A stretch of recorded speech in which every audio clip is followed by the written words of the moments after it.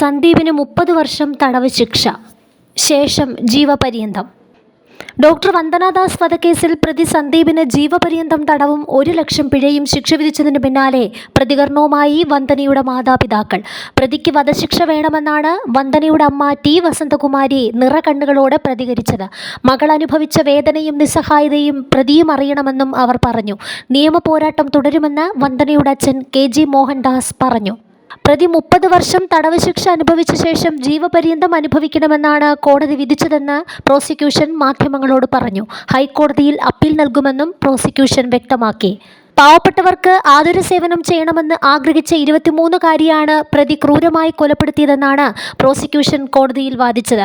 ആശുപത്രിക്കുള്ളിൽ വെച്ച് നടന്ന സംഭവമാണ്. പോലീസുകാർ കൊണ്ടുവന്ന പ്രതിക്ക് ചികിത്സ നൽകിക്കൊണ്ടിരിക്കെയാണ് വന്ദനയെ യാതൊരു പ്രകോപനവുമില്ലാതെ സന്ദീപ് 27 പ്രാവശ്യം കുത്തിയത്. ശ്വാസകോശത്തിലടക്കം ആഴത്തിൽ കുത്തേറ്റു. അപൂർവങ്ങളിൽ അപൂർവമായ കേസാണിത്. പ്രതിക്ക് മാനസിക പ്രശ്നങ്ങളൊന്നുമില്ല. അധ്യാപകനായ പ്രതി കുട്ടികൾക്ക് വേണ്ടി ജീവിക്കേണ്ടയാളാണ്. തൊഴിലിടത്തെ സംരക്ഷണം ഉറപ്പാക്കുന്നതിനായി മാതൃകാപരമായ വിധി ഉണ്ടാകണമെന്നായിരുന്നു പ്രോസിക്യൂഷന്റെ ആവശ്യം. എന്നാൽ വന്ദനയുമായി സന്ദീപിന് മുൻവൈരാഗ്യമില്ല. ആയുധവുമായി എത്തി കരുതിക്കൂട്ടി ആക്രമിച്ചതല്ല, പ്രതിയുടെ തകർന്ന മാനസിക നിലയിൽ സംഭവിച്ചതാണ് എന്നായിരുന്നു പ്രതിഭാഗത്തിന്റെ വാദം.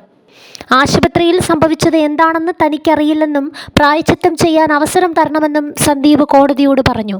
സന്ദീപിന്റെ അമ്മയും വാദം കേൾക്കാൻ കോടതിയിൽ എത്തിയിരുന്നു. വധശിക്ഷ എന്നതിനേക്കാൾ ഉപരി എൻ്റെ മകൾ അനുഭവിച്ച വേദന, ഭയം എല്ലാം പ്രതി അറിയണം. മകളുടെ ശരീരത്തിലേറ്റ 27 കുത്തുകൾ, ഒരു കൈയും കാലും മാംസത്തോടുകൂടി അടർന്നുപോയ ശരീരം, കുത്തേറ്റ് പ്രാണരക്ഷാർത്ഥം ഓടിപ്പോയപ്പോൾ മകളെ രക്ഷിക്കാൻ ആരുമില്ലായിരുന്നു. വിറക് കീറുന്നതുപോലെ മകളുടെ ശരീരം കുത്തിക്കീറിയത്. അങ്ങനെയുള്ള വേദനയെല്ലാം അറിയുന്ന ശിക്ഷ അവന് കിട്ടണം. ഇത് നീതിന്യായമല്ലേ? നമുക്ക് ആഗ്രഹിക്കാനല്ലേ പറ്റൂ? നിയമത്തിന് കൊടുക്കാൻ പറ്റുന്ന ശിക്ഷ ഇതായിരിക്കാം.